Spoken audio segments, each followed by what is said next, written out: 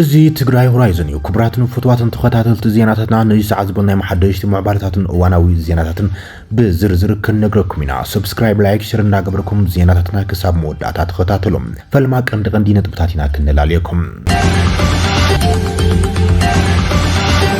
ኣብ ትግራይ ዘጋጠመ ከቢድ ሰብኣዊ ቅልውላው ስዒቡ ሃገራውን ብሄራውን መንቀስቃሳት ይካየድሎም። ፍሉጣት ሰባት እውን ናብ ትግራይ ብምጉዓዝ ጥሜት ኣጋጢሙ ኣብ ዝተባሃለሉ ማእከል መዕቆቢ ተመዛበልቲ ተረኺቦም ሰብኣዊ ሓገዝ ምቕራብ ጀሚሮም ኣሎም። እዚ ከምዚ ኢሎም ከሎ ህዝባዊ ወያነ ሓርነት ትግራይ ትዕግስቱ ከም ዝወደአ ጠንቂቖሎም። ህዝባዊ ወያነ ሓርነት ትግራይ ኣብ ዘርግሖ ሓዱሽ መግለፂ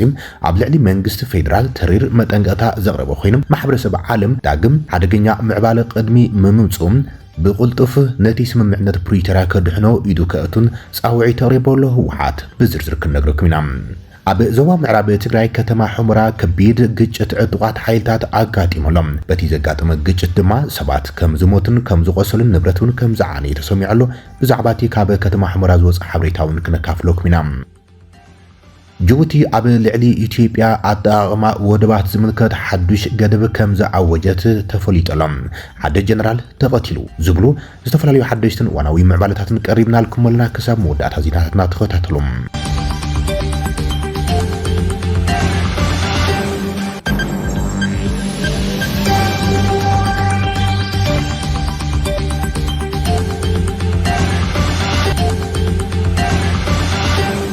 ኣብ ትግራይ ከቢድ ሰብኣዊ ቅልውላው ኣጋጢሞሎ ድሕሪ ስምምዕነት ፕሪቶሪያውን ኣብ ትግራይ ዘጋጠመ ሰብኣዊ ቅልውላው ኣዘራራቢ ማሕበራዊ መራኸቢታትን ሚድያታትን ድሮ ናብ ምዃን ተሰጋጊሮሎም። ኣብ ትግራይ ብስንኪ ሕፅረት ቀረብ ሰብኣዊ ረድኤት ብኣማይ ዝቑፀሩ ተመዛበልቲ ምዕራብ ትግራይ ንሓደጋ ጥሜትን ሕማምን ሞትን ከም ዝተቃልዑ ተገሊጾሎም።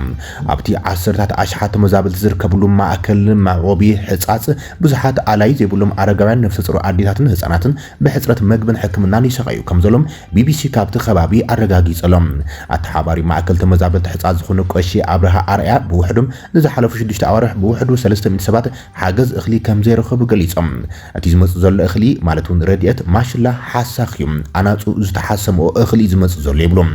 ብዙሓት ኣረጋውያን ነፍሰ ፁር ኣዴታትን ደም ዋሕዲ ኣለኩም ከም ዝበሃሉ ዝገልጹ ተመተሓባሪ ብስንኪ ኣብ ዝሓለፉ ቀረብ ኣዋርሕ 15 ሰባት ከም ዝሞቱ ገሊፆም። ካብ 2017 ዓመተ ምህረት ጀሚሩ ናብዚ ማእከል ካብ ንዓቱ ግን ብጠቕላላ 330 ሰብ ኣብ እንዳ ገብርኤል ቀቢርና ኣለና ብምባል ኣብቲ ከባቢ ዘጋጠመ ሰብኣዊ ቅልውላው ኣብ ጉዳይ ተመዛበልቲ መሰረት ብምግባርን ዝበፅሐ ሰብኣዊ ኪሳራን ገሊፆም ኣሎም። ኣብ መወዳእታ ዝሰሙን ክልላዊ ቴሌቪዥን ትግራይ ኣብ ዘርግሖ ፀብፃብ ሰሙነቶም ብሕሱም ጥሜት ዝተሃሰዩ ኣረጋውያን ተራእዮም። እዚ ኣብ ውሽጢ ሕብረተሰብ ክልል ስንባር ዝፈጠረ ኮይኖም ዝምልከቶም ኣካላት ነቲ ጉዳይ ቆላሕታ ክገብርሉ ፃውዒት ቀሪቡ እዩ። እዞም ጠዋሪ ዘይብሎም ሰባት ኣብ ሱዳን ነይሮም ዝተመለሱ እውን ዝርከቦም ኮይኖም ኣብዚ ፈፂሙ ረድኤት ዘይረክብ ልዕሊ 300 ሰብ ኣሎ ይብሉ ቀሺ ኣብርሃም። ኣብቲ ክልል ብስንክቲ ኣብ መወዳእታ ወርሒ 2020 ኣቆፃፅራ ኣውሮፓውያን ኣብ መንጎ መራሕቲ ህዝባዊ ወያነ ሓርነት ትግራይን ማእከላይ መንግስቲ ፌደራልን ዝተወልዐ ኩናት ከቢድ ሰብኣዊ ቅልውላው ምዝንባል ከም ዘሰዓበ ዝፍለጥ እዩ። እቲ ኩናት ቅድሚ 3 ዓመት ኣብ ፕሪቶሪያ ብዝተበፅሐ ስምምዕነት ምቁራፅ ፃብኦ ደው ክብል እኳ እንተኻልም ህይወት ልዕሊ 600,000 ህይወት ከም ዝጠፈም ኣብቲ እዋን ፍሉይ ልኡኽ ሕብረት ኣፍሪቃ ዝነበረ ዘውፅኦ ፀብፃብ ኣመልኪቱ ነይሩ። ካልኦት ልዕሊ 60,000 ሰባት ናብ ጎረቤት ሃገር ሱዳን ክስደዱን ከለዉ ሚልዮናት ኣብ ውሽጢ እቲ ክልል ተመዛቢሎም ምህላዎም ፀብፃባት ዩኤንኤችሲአር ይሕብሩ። መብዛሕትኦም ተመዛበልቲ ኣብ 92 ግዝያዊ ማእከላት ኣብ 18 ከተማታት ትግራይ ከም ዝነብሩ ካብ ትግራይ ዝተረኸበ ሓበሬታ ይረድም። ማእከል ተመዛበልቲ ሕፃፅ ሓደ ካብቶም ተመዛበልቲ ማእከላት ኮይኑ ፋንታይንሽ ብርሃነ ኣብቲ ማእከል ትነበር። ኣብዚ እዋን ብፍላይ ኣረጋውያን ጥዋር ዘይብሎምን ተመዛበልቲ ኣብ ሕሱም ወዲቖም ከም ዘለዉ ትገልጽ። እቲ ቀንዲ ፀገም ምግቢ ዘይምህላዮም ዝመጽእ እኽሊ ጥዑይ ኣይኮነን። እቲ እኽሊ እንጀራ ኣይኸውንን፣ ቅጫ ኣይኸውንን፣ ቆሎውን ኣይኸውንን፣ ብዙሕ ጓሓፍሎም ሓፂብካ እውን እኽሊ ኣይኸውንን ትብል። ኣብቲ ማእከል ኣስታት 14,000 ሰባት ኣብ ወርሒ 15 ኪሎ ረድኤት ከም ዝወሃቦም ካብ ተሓባሪ እቲ ማእከል ዝረኸበ ሓበሬታ ይረድም። እንተኾነ ተመዝጊቦም ክነሱ ሓሪርኩም ተባሂሎም ሓገዝ ዘይበፅሖም ብዙሓት ሰባት ኣለዉ። ኣረጋውያን፣ ሓራሳት፣ ነፍሰ ፁራት ክትብል እያ ፋንታይንስ ገሊፃ። እቲ ኣብ ሕዳር 2020 ኣብ ትግራይ ዝተኻየደ ናብ ጎረባብቲ ክልላት ኣምሓራን ዓፋርን ልሒሙ ዝነበረ ደማዊ ኩናት ሰሜን ኢትዮጵያ ኣብቲ ማሳል ወርሒ ወርሒ 2022 ኣብ መንጎ ህወሓትን መንግስቲ ፌደራል ኣብ ደቡብ ኣፍሪቃ ፕሪቶሪያ ብዝተበፅሐ ስምምዕነት ምቁራፅ ጻቦታት ደው ከም ዝበለ ዝፍለጥ እዮም። እቲ ስምምዕነት ካብ ሰራዊት ምክልኻል ፌደራል ወጻኢ ዝኾኑ ኣብ ኩናት ክሳተፉ ዝጸንሑ ሓይልታት ኣምሓራን ወጻን ካብ ትግራይ ክወጹን ተመዛበልቲ ናብ ንቡር ህይወቶም ክምለሱን ይዘገድድ። እቲ ሰፊሕ ምፍንቓል ዝረኣዮ ዞባ ምዕራብ ትግራይ ኮይኑ ኣብቲ ኩናት ኣብ ጎኒ ሰራዊት ምክልኻል ኢትዮጵያ ዝሳተፉም ሓይልታት ኣምሓራን እቲ ቦታ ተቆጻጺሮም እቲ ሰፊሕን ልሙዕን ዞባ ሙሉእ ብምሉእ ኣብ ትሕቲ ምምሕዳር ክልል ኣምሓራ ይኣትዩ ዘሎም። ምዕራብ ትግራይ ካብቶም መንግስቲ ፌደራል ኣምሓራ ሕቶ ይግባኣኒ ዘልዕለሎም ከባቢታት ትግራይ ሓደ ኮይኑ ውዕሊ ፕሪቶሪያ ብሕገ መንግስታዊ መንገዲ ፍታሕ ክረክብ ከም ዘለዎ የስፊሩ ዝርከብ። ኣብ ትግራይ ብስንክቲ ኣብ መወዳእታ ኣዋርሕ 2020 ዝተወልዐ ኩናት ካብ ቤት ንብረቶም ዝተመዛበሉ ነበርቲ መንግስታት ክልልን ፌደራልን ቆላሕታ ክገብሩሎም እናሓቱ ጸኒሖም እዮም። ኣብዚ ዓመት 2025 ጥራሕ ኣብ ከተማ መቐለ ንልዕሊ 4 ዓመታት ኣብ ግዜያዊ መዕቆቢ ማእከላት ዝነብሩ ዘለዉ ተመዛበልቲ ዞባ ምዕራብ ትግራይ ኣብ ከተማ መቐለ ኣደባባይ ሮማናት ናብ መረበቶም ክምለሱም ዝሓቱ ሰልፍታት ተካይዶም ነይሮም። እቶም ተመዛበልቲ ኣብ ዝሓለፉ ዓመታት እውን ተደጋገምቲ ሕቶታት ከቕርቡ ከም ዝጸንሑ ዝፍለጥ እዮም። ሕዚ ፕሬዚደንት ግዜያዊ ምምሕዳር ኮይኑ ዝመርሕ ዘሎ ጀነራል ታደሰ ወረደ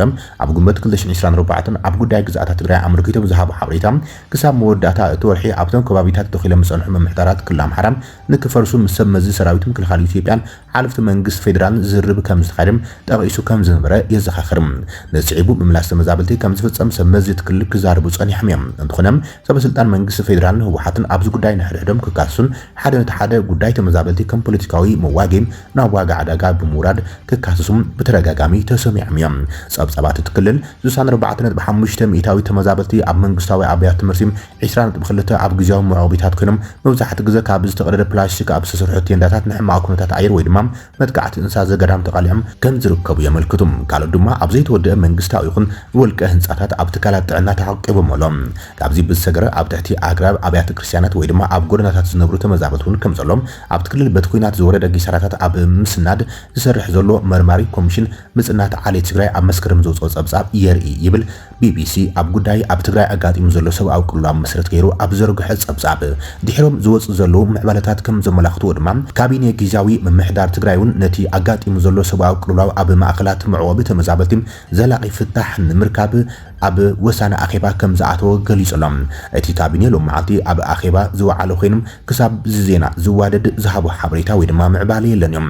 እዚ ከምዚ ኢሉ እንከሎ ድማ ጸለውቲ ነጠፍቲ ቲክቶክ ዝኾኑ መንእሰያት ድማ ኣብዚ ሕዚ እዋን ቀንዲ ኣጀንዶም እቲ ኣብ ዞባ ሰሜናዊ ምዕራብ ትግራይ ማእከል ተመዛበልቲ ሕጻጽ ኣጋጢሙ ዘሎ ሰብኣዊ ቅልውላውን ጥሜትን መሰረት ዝገበረ ኮይኑ ናብቲ ከባቢ ብምጓዓዝ ድማ ሰብኣዊ ሓገዝ ሒዞም ይጓዓዙ እዮም ዘሎም። ፍሉጥ ጽልዋ ፈጣሪ ቲክቶክ ኢትዮጵያ መንእሰይ ኣዶናይ ጆን ዳንኤልን ዝርከቦም ጸለውቲ ቲክቶከራት ኣብዚ ሕዚ እዋን ናብ ትግራይ ከም ዝተጓዓዙን ሰብኣዊ ሓገዝ ብስፍሓት ንኽንቀሳቐስ ምልዓላት የካይዱ እዮም ዘሎም።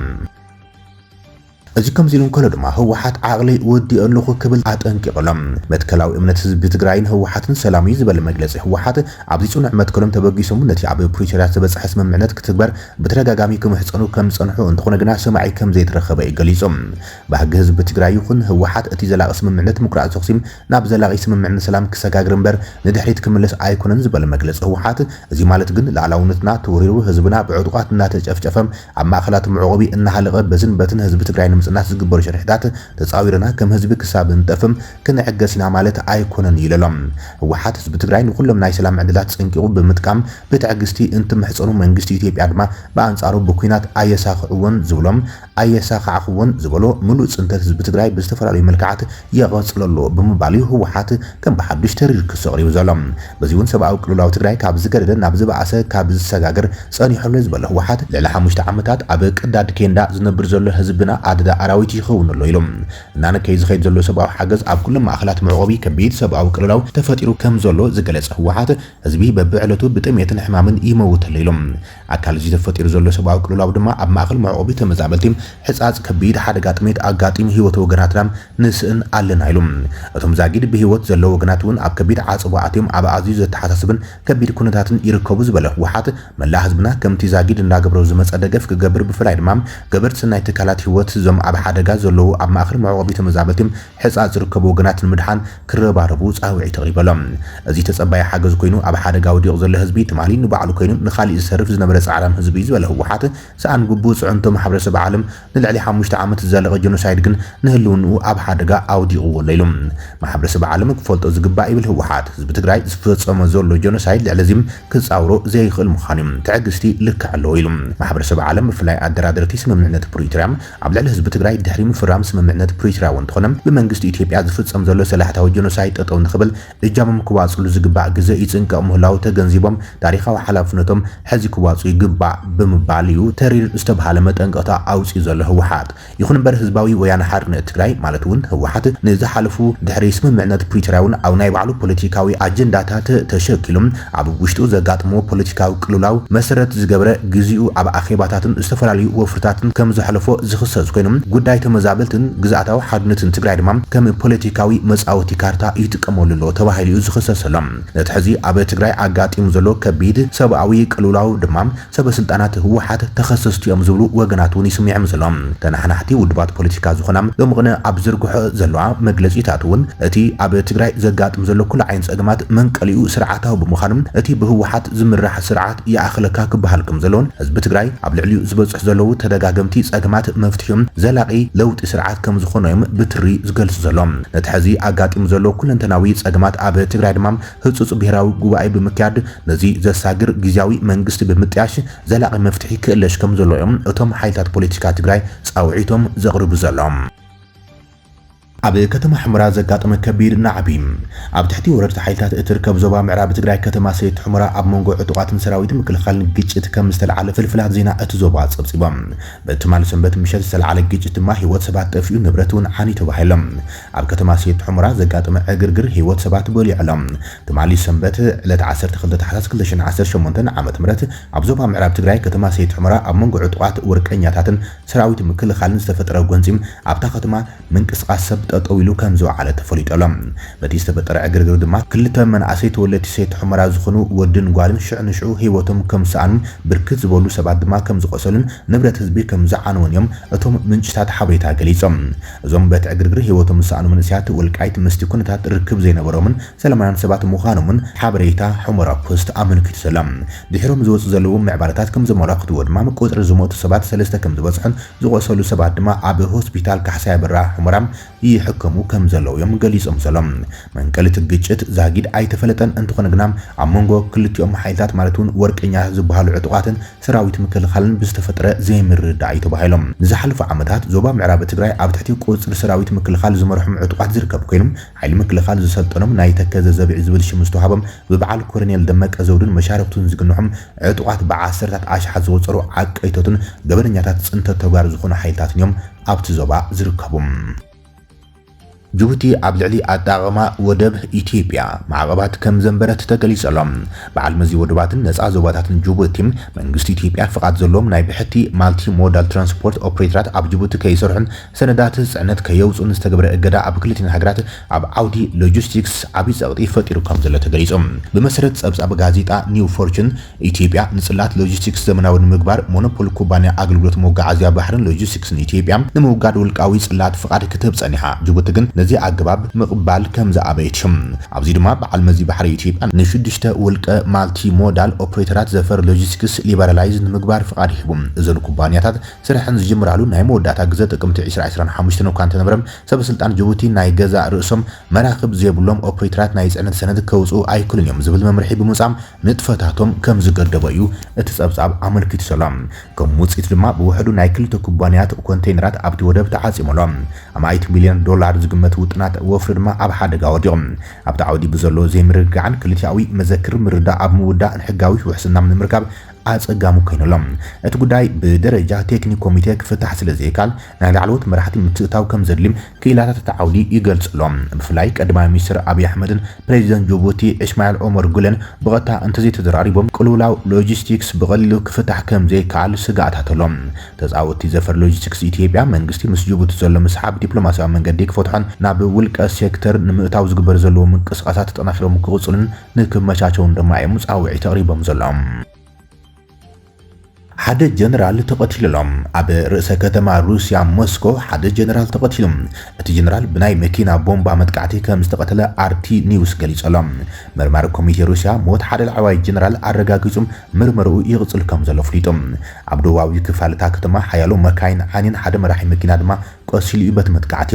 ሌተናንት ጀነራል ፋኒል ሳርቮሮቭ ሓላፊ ስርሒታዊ ስልጠና ሰራዊት ሩስያ ከም ዝነበረ ተገሊጹ ዘሎ ሓይልታት ጸጥታ ክሳብ ሕዚ ኩነታት ተቕትለት ይምርምርዎ ከም ዘለዉ ተገሊጾም ሞስኮ አገልግሎት ስለያ ዩክሬን ኣብቲ ጉዳይ ኢድ ክህልዎ ከም ዝኽእሉን ጥርጣሬ ኣፍሪጣላ ጀነራል ሳርቮሮቭ ንላዕለዎት ክእላታት ስልጠና ብምውዳብን ኣብ ሰራዊት ምክልኻል ሩስያ ዝተፈላለዩ ጸፍሕታት ብምሓዝን ዝፍለጥ እዩ ይብል ጸብጻብ ኣሪቲም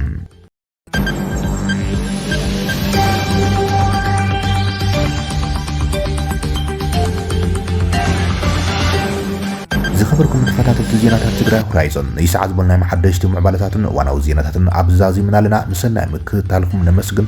سلام